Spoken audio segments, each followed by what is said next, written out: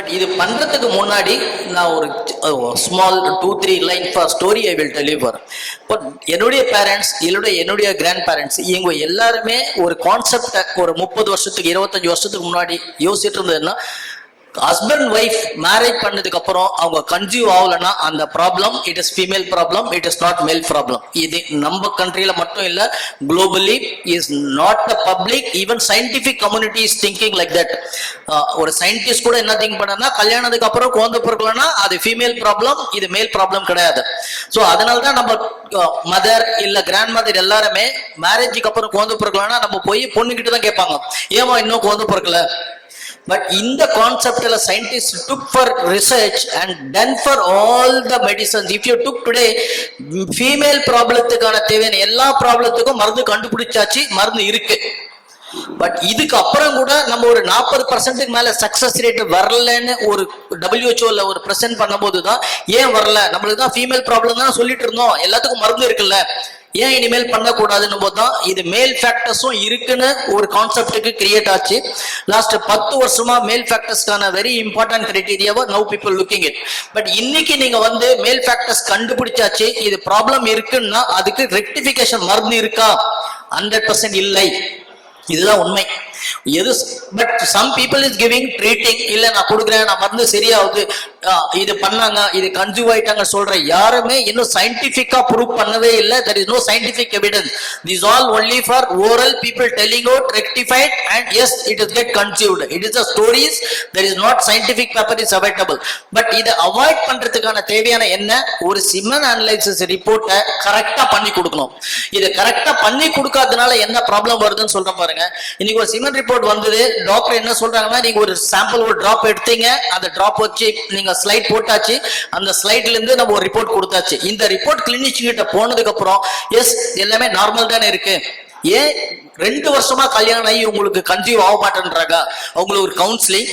Doctor always take female side. இதுக்கு main reason எல்லாத்துக்கும் மருந்து இருக்குல்ல, ஒரு சான்ஸ் ஃபீமேல் சைடு நம்ம எடுத்து பார்ப்போம், ஒரு சிமுலேட் பண்ணி பார்ப்போம், ஒரு ட்ரக் கொடுத்து பார்ப்போம். they will be giving the drugs.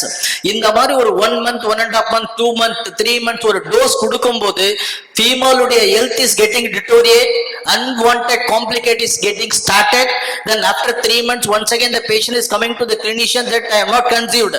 but doctor சொல்றாங்க, நான் கரெக்டா தான் மருந்து கொடுத்தேன், ஒரு ரிப்போர்ட் கரெக்டா தானே இருக்கு, ஏன் ஆகலன்னு போது சரி இன்னொரு முறை ஒரு லேப்ல ஒரு செமன் டெஸ்ட் பண்ணலாம், வேற லேபுக்கோ அதே லேபுக்கு அனுப்பும் போது வேற மாதிரியான ரிப்போர்ட் வருது. அப்ப என்ன, சிமன் ரிப்போர்ட் கரெக்டா இல்லையா?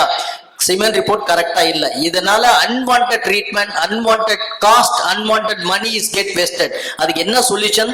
நம்ம ஒரு சிமன் ரிப்போர்ட்டை எப்படி பண்ணணும்னு சொல்லி இருக்க WHO அந்த மாதிரி பண்ணி கொடுத்தா போதும். அந்த மாதிரி பண்ண முடியாதா?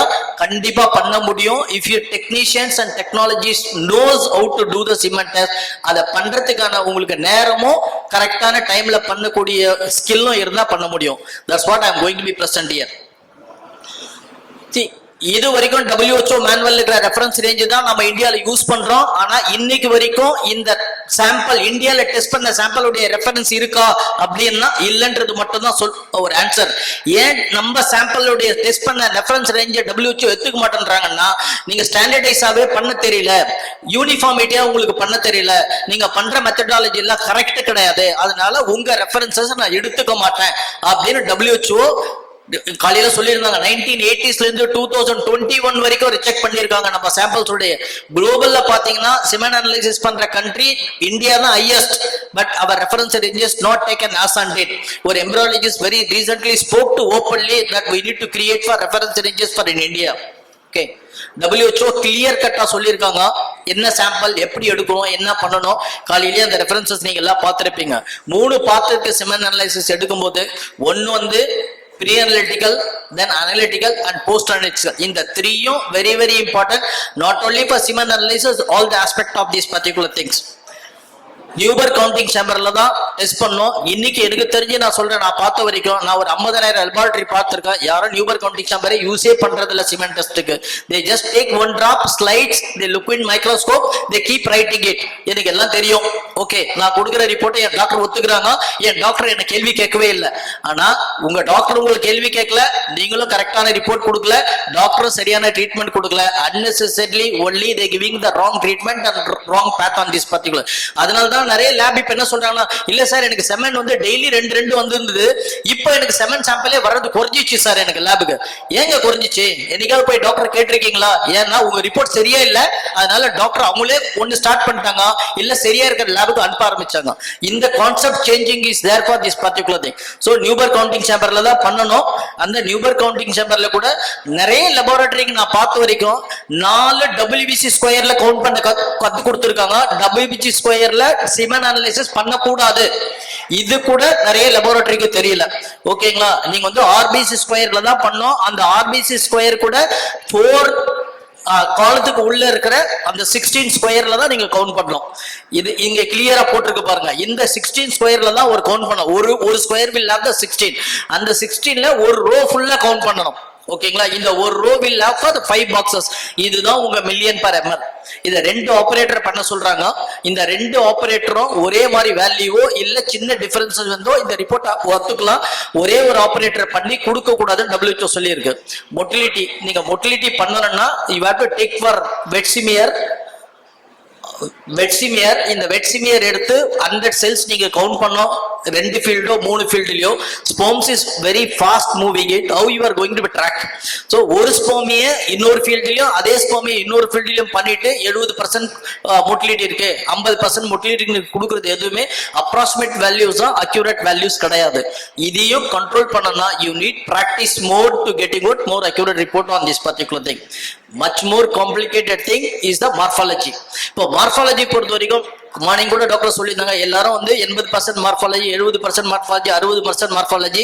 இப்போ WHO நாங்க ஒரு 10 வருஷமா சொல்லிட்டே இருக்கோம், அந்த மாதிரி ஹியூமன் செமன் சாம்பிள்ல இல்லைங்க அப்படின்னு. எங்க எழுதி இருக்கு காட்டுங்க சார் பார்க்கலாம், எங்கேயாவது எழுதியிருக்கான்னு. எந்த புக்லயும் லாஸ்ட் 2021க்கு முன்னாடி வரைக்கும் எழுதல, இப்ப எழுதி இருக்கு.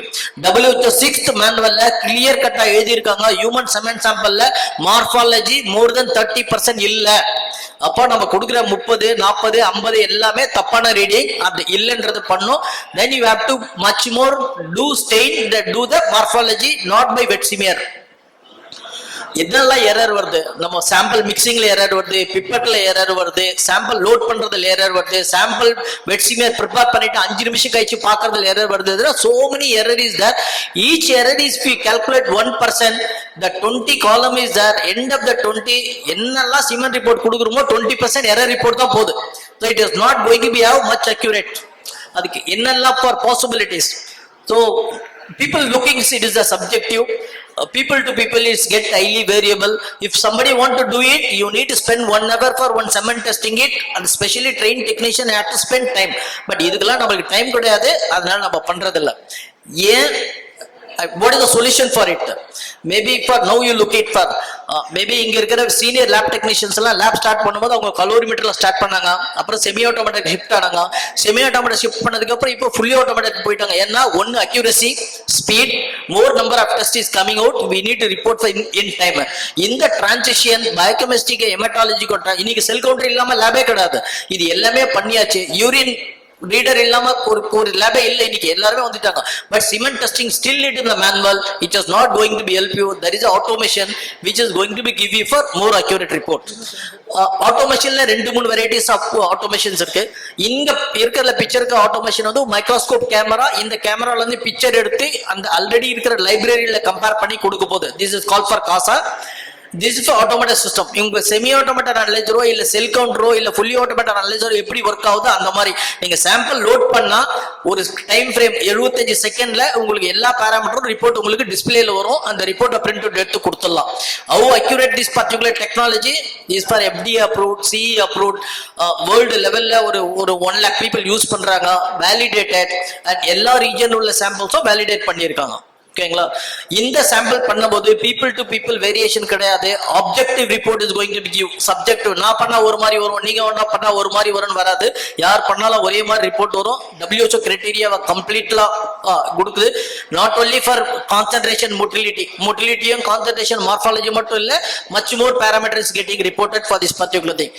75 seconds to 1 minute உங்களுக்கு ரீடிங் வந்துரு போது. You also get for more number of sample to giving for more accurate report. So this is a system.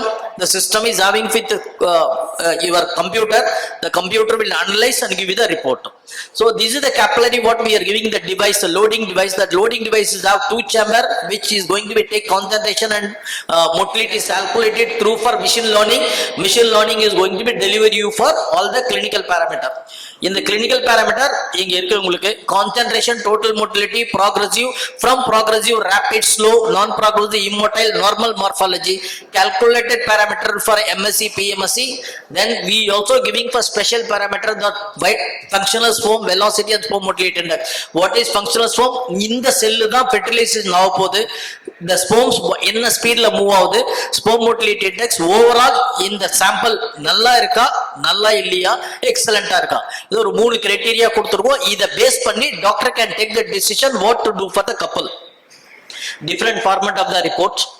So every report கூட ஒரு இமேஜஸ் கொடுக்குறோம். இந்த இமேஜை பை சான்ஸ் இன்னொரு ரிப்போர்ட் வந்திருக்கு, இந்த ரிப்போர்ட் வந்திருக்கு, எந்த ரிப்போர்ட் சரின்னு ஒரு கிளினிஷியன் டிசைட் பண்ணனா இந்த இமேஜில் இருக்க நம்பரை நீங்க கவுண்ட் பண்ணா உங்களுக்கு ஆட்டோமேட்டிக் ரிசல்ட்டும் இதுல இருக்க ஸ்போமும் ஒரே மாதிரி இருக்கும். அப்ப டாக்டருக்கு தெரியும் எஸ் இந்த போட்டோவும் இந்த ரிப்போர்ட்டும் கரெக்டா இருக்கு, வேற யாரோ கொடுத்த ரிப்போர்ட் நியூமரிக்கல் நம்பர் கொடுத்துருக்காங்க அது கரெக்டா இல்லைன்றத டிசிஷனை டாக்டரே எடுக்க முடியும். இந்த பர்டிகுலர்ஸ்ல we also giving for special parameters. மேனுவலா கவுண்ட் மோட்டிலிட்டி மார்பாலஜி மட்டும் கொடுக்குறோம். இங்க ஆட்டோமேட்டிக் அனலைசர்ல count motility morphology slow non progressive functional sperm velocity sperm motility index. Sperm motility index is the special parameter which has been penetration test which you are testing it and giving it. இது வந்து ஊசைட்ல penetration capacity ஸ்பெர்ம்ஸ்க்கு எவ்வளவு இருக்குன்ற ஒரு மார்க்கரோடு கொடுக்குற ஒரு special investigation test. Is a much useful, many clinicians right now using it.